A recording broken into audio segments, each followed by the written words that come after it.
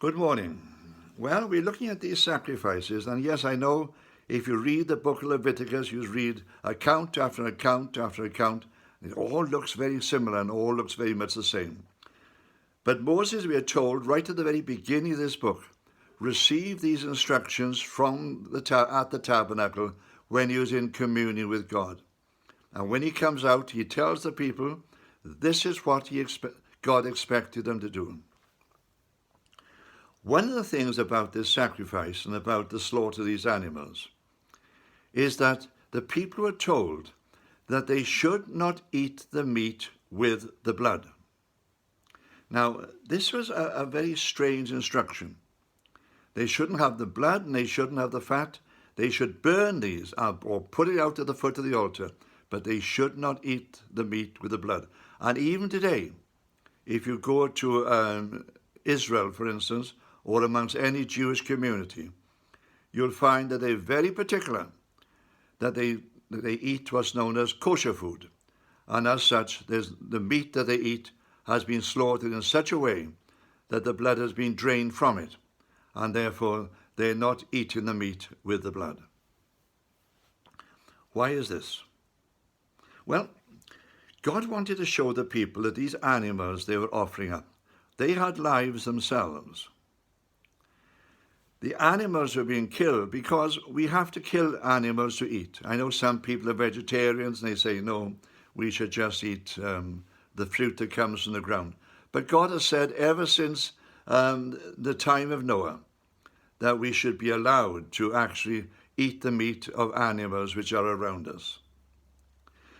But we should not eat the meat with the blood, because as we drain the blood out, we accept the fact that although we need the body of the animal in order to eat for ourselves, the life of the animal is offered back to God. The life of the animal is given back to God. We respect the animal for what it is. It is a living being. It is a living creature. We offer the life of the animal back to God, even though we need to eat the flesh of the animals ourselves. It's all the time, you see, we are focusing on God and we are focusing on the idea of life. Our lives and God's giving us this life.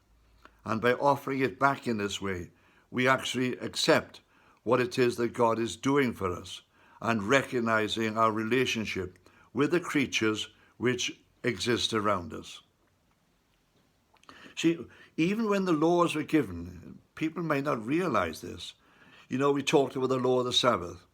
Even animals were supposed to have 1 day off a week. They weren't to be driven into the ground. They were to be given 1 day off a week. Everybody worked. The animals worked. But everybody, man and animals, they all had 1 day off a week. The animal had to be respected. That's the point. The animal had to be respected. I remember once talking to a parishioner, he was a farmer, and I said to him, he loved horses. I said, do you ever look back to a time when you used the big cart horses on the farms? Oh, yes, he said, that was in my youth. He said, now, of course, we use tractors and machinery for all sorts of things. But in my youth, he said, we used a lot of these big horses, and they really were wonderful creatures. I said, would you like to see the horses brought back again at the present day? And he said, no, I would not. And I said, why not? He said, when you have a horse, you have to respect the animal. You just can't take it to the stable at night, open the door, push it in, close the door, and go off and have your own time. He said, you can do it with a tractor. You can drive the tractor into the shed, you can lock the door, you can go away and leave it. You go back the following morning, it's there. But when you have a horse, you have to respect the animal. You have to care for it. You have to be sure it's groomed. You have to be sure it has food. You have to be sure it has water. You have to, if there's anything goes wrong with it, you have to bring in vets in order to examine them and to make sure that the animal is kept perfectly healthy. He said, you have to respect the animal. And he said, at the present day, If for some reason we had to give up our tractors and go back to using cart horses, I said, I don't think the people today would have the same respect for the animal as we had when we grew up. See, and this is there again in this idea of the sacrifices in the temple.